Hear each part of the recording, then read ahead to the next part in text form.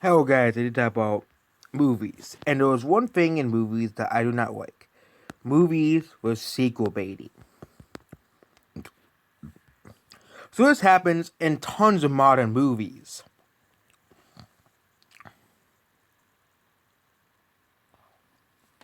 Sequel baiting is a practice by filmmakers to construct the plot in a way to encourage its audience's demand for a sequel, as well as cliffhanger endings as well. Well, and there are very many movies that do this. What is fate, for example, well, one of the more recent movies that have sequel baiting, Sonic the Hedgehog the movie. At the end of the movie, Tails famously is shown at the end of the movie. Again, Sonic was going to get a sequel anyways because of how successful it was. And showing Tails at the end of the movie kind of was like the whole end of Iron Man. There was good sequel baiting, like at the end of Iron Man or the end of Sonic. And then there's this movie that was set up a sequel, even though if they failed. Let's say, for example, Hellboy, the newer one.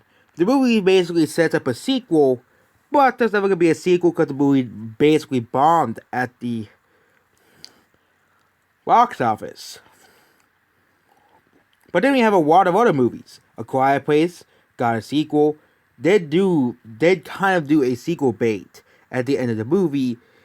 Sonic the Hedgehog, and of course Iron Man, literally setting up the most successful cinematic universe of all time. And of course Star Wars The Force Awakens, which sets up, of course, the sequel trilogy. But then we have a lot of other movies that do sequel bait and completely fail. At the box office. Hellboy is one example. Bull.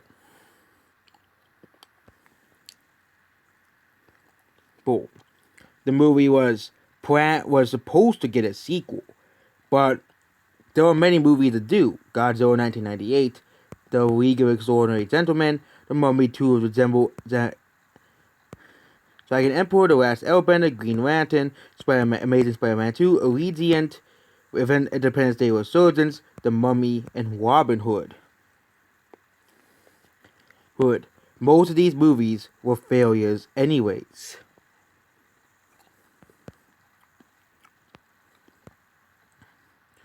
And now we could go to Alita Battle Angel. Alita Battle Angel is one of those movies in a tricky spot. The movie was not a flop, but was not an extreme success. Most of the time, sequel baits do not really work that well. But with Alita, fans are demanding a sequel. So why is but usually most of the time, sequel baiting does not work because fans don't want a sequel or don't care for a sequel. Because usually we are to be getting one anyways, especially if, for example, A Quiet Place and Sonic.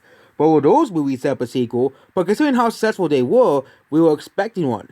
Even Joker kind of sets up a sequel that would work at the Asylum, which actually has been confirmed by Warner Bros. So those three movies do set up a sequel. Joker kind of does, where the ending was Joker at the Asylum, which again would set up a sequel for Joker being at the Asylum, at the Arkham Asylum, and it'll be a dark and gritty tale, and maybe even a Joker movie by tying into the Batman. Which, who knows when that's coming out. They were sort of saying that it was delayed to 2023. Well, come on, Warner Bros.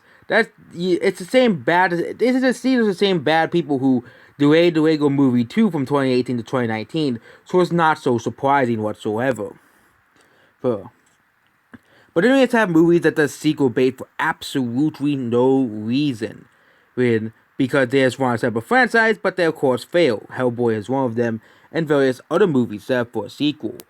I think a problem with sequel baiting is the fact that if a movie trying to promise to set up a sequel, but the studio says no because the movie underperformed, or there was no demand for it, or because the studios have another deal or something else, or in the case of The Amazing Spider-Man 2, was planning to have 2 more sequels.